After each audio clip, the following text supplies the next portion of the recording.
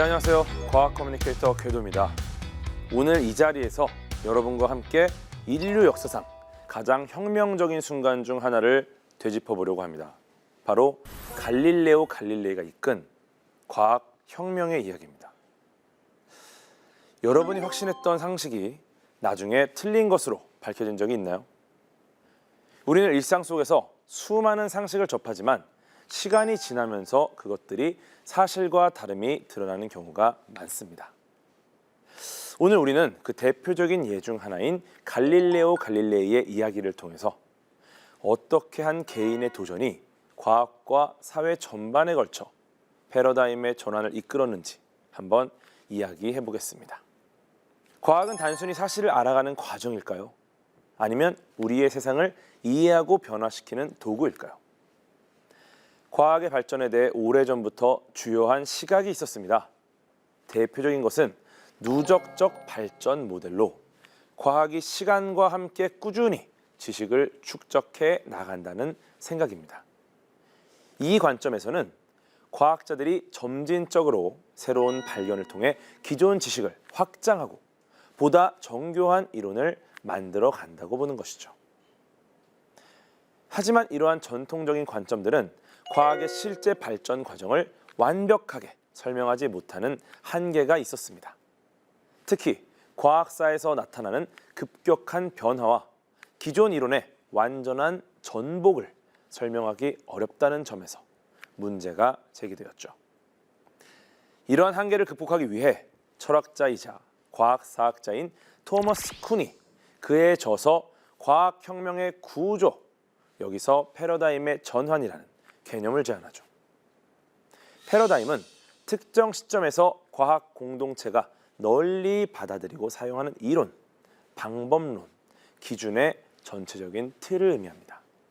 기존 패러다임으로 설명할 수 없는 이상현상이나 문제가 나타나기 시작하면서 기존 이론에 대해 새로운 이론이 제안되다가 결국 기존의 패러다임을 완전히 대체하게 된다는 것이죠. 이 과학계의 패러다임의 전환을 이끈 인물이라고 하면 여러 명이 떠오를 텐데요. 우선 먼저 천동설과 지동설의 갈등에 대해서 이야기해 보겠습니다.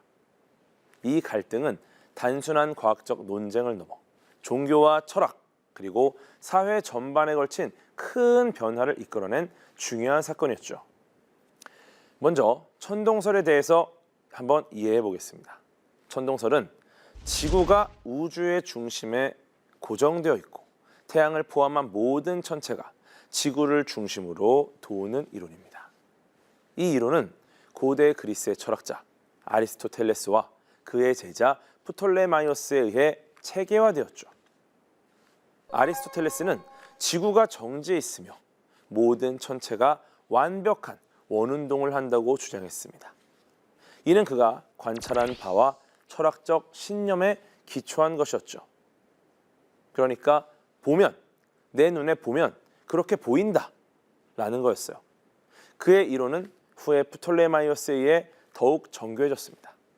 프톨레마이오스는 알마게스트라는 저서에서 복잡한 수학적 모델을 통해 천동설을 뒷받침했습니다.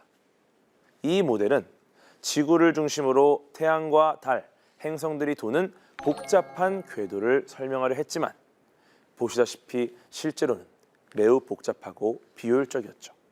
그러니까 단순했던 모델을 보이는 것, 좀 더 구체적으로 관측된 결과와 맞춰보려고 어떻게든 지구를 중심에 놓고 설명하려 했지만 결국 보시는 것처럼 이상한 궤도가 등장을 한 겁니다. 천동설은 단순히 과학적 이론이 아니라 종교적 혹은 철학적 신념과 깊이 연관이 되어 있었습니다. 당시 가톨릭 교회는 천동설을 지지하면서 이는 신의 창조 질서와 일치한다고 보았죠. 지구가 우주의 중심이라는 생각, 이 생각은 인간이 창조물의 중심에 있다는 신학적 해석과도 맞아떨어졌습니다. 따라서 천동설은 종교적 권위와 철학적 전통에 의해 강력히 지지를 받았습니다. 우리 모든 것들이 이 우주의 중심이다. 그냥 우리가 중심이다. 라는 생각입니다. 굉장히 우월함, 우리 인류의 우월함, 지구의 우월함을 강조하는 의견이었죠. 우리는 특별한 존재다라는 생각 때문인데 하지만 16세기에 들어서면서 새로운 이론이 등장하기 시작했습니다. 바로 지동설이죠. 지동설은 태양이 우주의 중심에 있고 지구를 포함한 모든 행성이 태양 주위를 돈다는 주장입니다.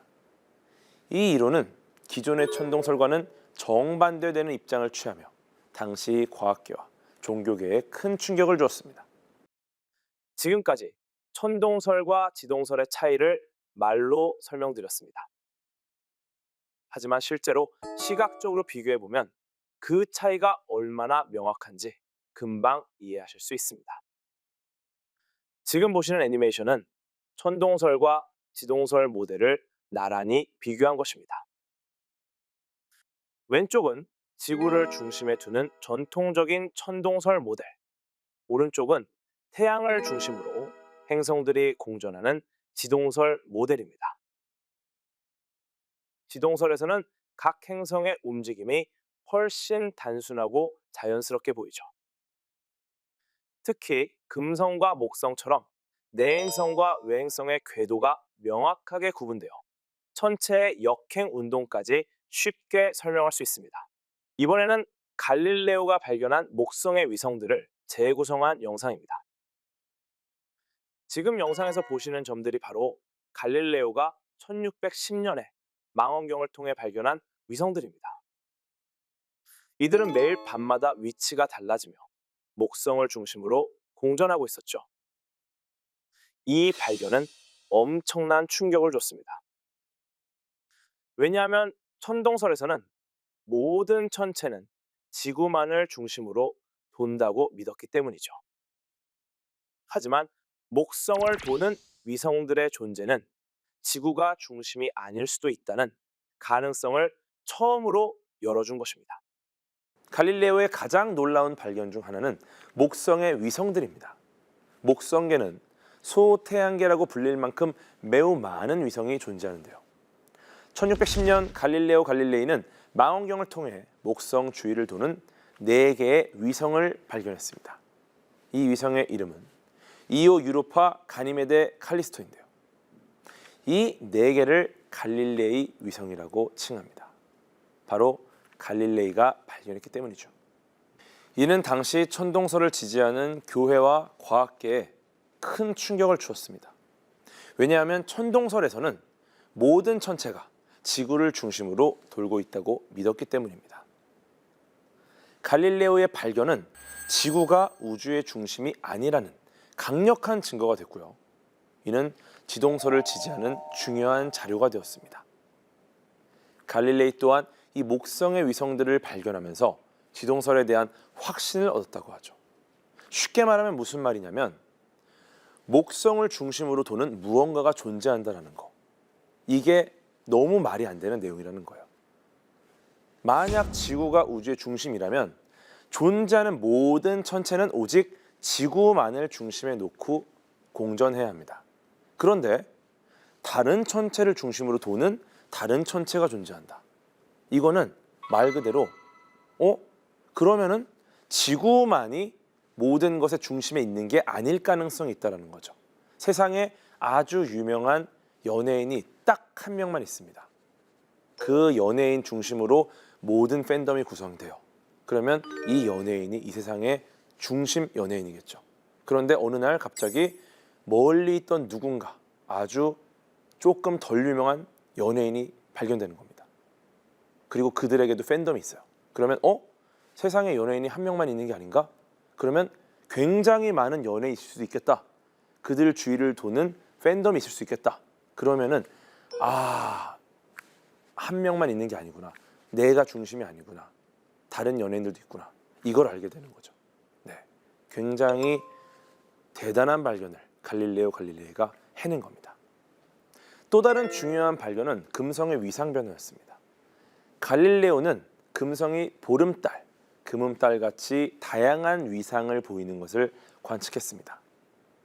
그런데 왜 이게 지동설의 강력한 증거일까요? 위상이 변할 수 있지 않나? 라고 생각하실 수도 있는데 실제로 아주 상세한 관측 결과를 보면 그게 쉽지 않다는 걸 알 수 있습니다.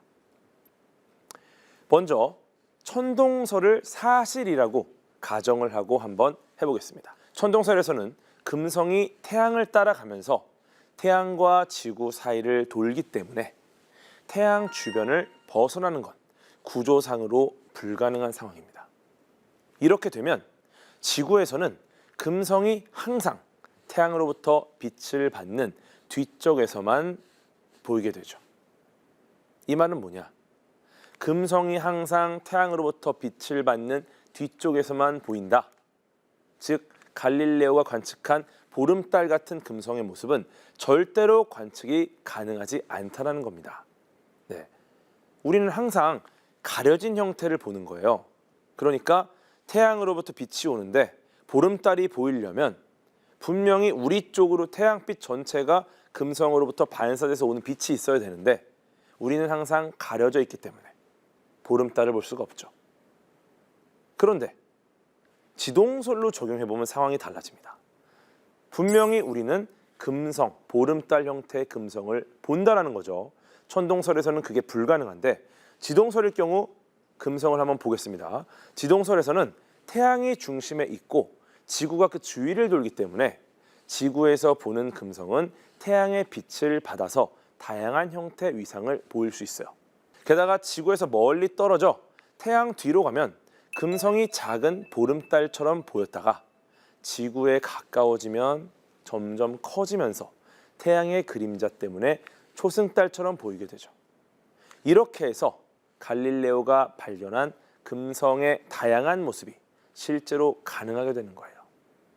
예전에는 금성의 이런 다양한 위상을 볼 수가 없었는데 관측이 점점 정밀해지면서 금성이 여러 모습이 있네. 그런데 천동설에서의 모습은 아무래도 이상한데?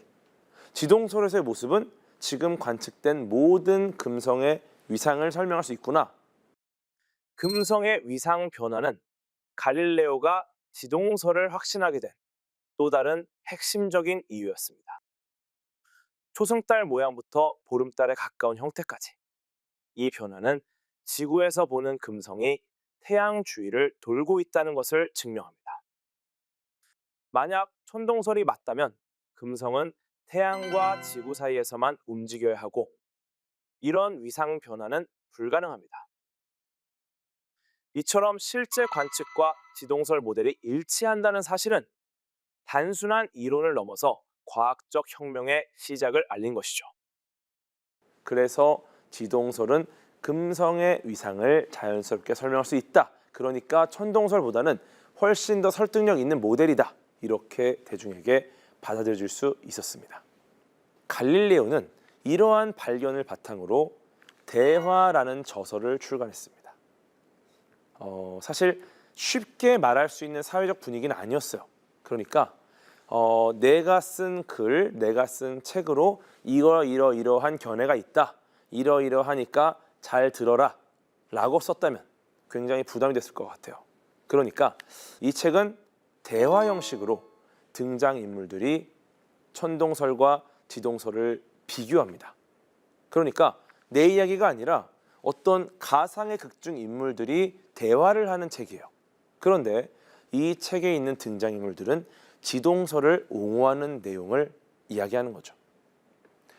대화 형식은 갈릴레오 갈릴레이가 지동설을 대중이 더욱 쉽고 재미있게 이해하도록 만드는 전략이었습니다. 과학계에서는 이 책이 굉장히 유명합니다. 특히 이 책에서는 논쟁꾼이었던 갈릴레오 갈릴레이의 모습이 잘 드러나 있죠. 갈릴레오 갈릴레이는 대화 형식으로 이 책을 썼지만 교묘하게 지동설을 주장하는 인물을 자신의 아바타로 등장시켰습니다. 네, 재밌죠? 대화 형식인데 실제로 옳은 말, 맞는 말, 본인이 생각하기에 이것이 좀 더 유력한 가설이다 하는 인물을 자신을 대변한 거예요. 천동설을 주장하는 인물의 이름은 심플리치 오토에서 따왔는데요. 이는 바보나 얼간이를 뜻합니다.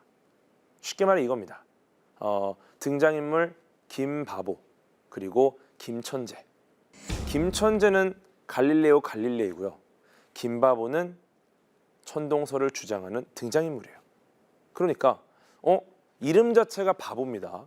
그 사람은 바보라는 이름을 걸고 계속해서 천동설을 주장하는 거죠. 근데 말을 할 때 좀 묘한 거예요. 네, 이상한 말을 하네. 이렇게 함으로써 갈릴레오 갈릴레이는 자신의 시선을 이 대화라는 책에 묘하게 드러냈고요. 독자들이 자연스럽게 지동설이 좀 더 타당하구나 라는 생각을 할 수 있도록 도왔습니다. 네, 이 대화는 다시 설명드리지만 3명의 등장인물이 참여하는 대화 형식으로 구성되어 있습니다. 갈릴레오는 지동설을 지지한 인물과 천동설을 지지한 인물, 김천재와 김바보를 통해 두 이론을 비교 분석한 거죠. 그러니까 김바보인데 똑똑한 말을 하진 않겠죠. 그러니까 이 가설은 좀 비판적이다 라는 걸 암시했고요. 김천재란 인물은 똑똑한 이야기를 합니다. 그리고 논리적으로 둘의 대화가 훨씬 더 지동설이 과학적인 근거로 이야기한다라는 것을 자연스럽게 알려주는 거죠. 이러한 방식을 통해 독자들은 자연스럽게 지동설을 이해했고요. 천동설이 어떤 한계를 갖고 있는지 인식했습니다. 굉장히 효과적인 논쟁 전략이었죠. 이렇게 책을 쓴 걸 보면은 갈릴레오는 아마 과학 커뮤니케이터로서도 굉장히 훌륭한 자질을 갖추고 있었다라는 걸 알 수 있습니다. 좀 티가 났던 거죠. 김바보가 등장을 하는데 천동설을 주장한다. 카톨릭 교회는 천동설을 지지하며 천동설이야말로 지구가 우주의 중심이라는 신학적 신념과 일치한다고 보았습니다. 갈릴레오 갈릴레이의 지동설 지지는 교회의 권위를 위협하는 것으로 관주됐고요. 그러니까 우리의 신념과 이미 천동설이 일치하는데 말도 안 되는 가설을 가져와서 대중들을 현혹시킨다. 그래서 결국 갈릴레오 갈릴레이는 교회와 충돌을 하게 됩니다. 교회는 갈릴레오 갈릴레이의 저서를 이단의 책으로 규정하고요. 그의 이론을 공식적으로 반박하기 시작했습니다. 그래서 결국 갈릴레오는 1633년에 재판을 받게 됐고요. 교회는 그의 지동설 주장을 이단이다 판단하며 철회하도록 강요했습니다. 이는 단순한 과학적 논쟁을 넘어서 종교와 과학 간의 충돌로 확산된 거죠. 갈릴레오는 이 시기에 지동설을 지지하며 자신의 천문학적 관측을 통해 이를 뒷받침하는 증거를 제시했습니다. 재판 결과 갈릴레오는 자신의 이론을 철회하고 교회의 교리에 복종할 것을 강요받았습니다. 물론 그는 공개적으로 지동설을 철회하지는 않았습니다. 하지만 공식적으로 이를 부인해야 했습니다. 너무 유명하죠? 그래도 지구는 돈다. 물론 이 말을 크게 못했을 거예요. 굉장히 작게 혼잣말 혹은 집에서 했겠죠. 왜냐하면 그런 이야기를 하면 굉장히 안 좋은 일들이 벌어질 테니까. 그리고 재판 결과 갈릴레오는 가택 연금 상태에 들어가게 되었습니다. 볼링공과 나무공을 떨어뜨리면 뭐가 먼저 떨어질까요? 당시 아리스토텔레스의 생각대로라면 무거운 물체가 더 빨리 떨어져야 합니다. 하지만 실제 실험 결과는 전혀 그렇지 않았습니다. 아리스토텔레스는 물체의 무게가 낙하 속도에 직접적인 영향을 미친다고 믿었습니다. 무거운 물체는 더 빨리 떨어지고요. 가벼운 물체는 더 천천히 떨어진다고 주장했죠. 이는 그의 관찰에 기반한 이론이고요. 일상생활에서 쉽게 목격할 수 있는 현상이었습니다. 그러니까 단순하게 무거운 물체 금방 떨어지죠. 가벼운 종이 천천히 떨어지네. 깃털 천천히 떨어지네. 그러면 가벼운 건 천천히 떨어지는구나. 이렇게 설명을 한 거죠. 보이는 대로, 관찰한 대로, 그대로 본인의 직관대로 설명을 한 겁니다. 그리고 그 이후에도 많은 사람들은 이 아리스토텔레스의 생각에 영향을 받았었죠. 하지만 갈릴레오는 이러한 생각에도 패러다임의 전환을 일으킬 만한 실험을 보여줍니다. 갈릴레오는 낙하 실험을 통해 물체의 낙하 속도가 무게의 영향을 받지 않는다는 것을 입증한 것이죠. 그는 두 개의 서로 다른 무게의 물체를 동시에 떨어뜨려서 같은 시간에 떨어지는 것을 관찰했습니다. 전해지는 이야기로는 갈릴레오가 피사의 사탑에서 1kg의 철제 공과 100kg의 흙덩이를 동시에 떨어뜨려 두 물체가 동시에 땅에 닿는 것을 보여줬다고 합니다. 물론 이 실험이 실제로 진행됐는지 안 됐는지는 명확하지 않지만 이 실험이 진행됐다면 당시의 일반적인 믿음에 정말 큰 충격을 주었을 거예요. 그리고 이건 물리학의 새로운 패러다임을 열었습니다.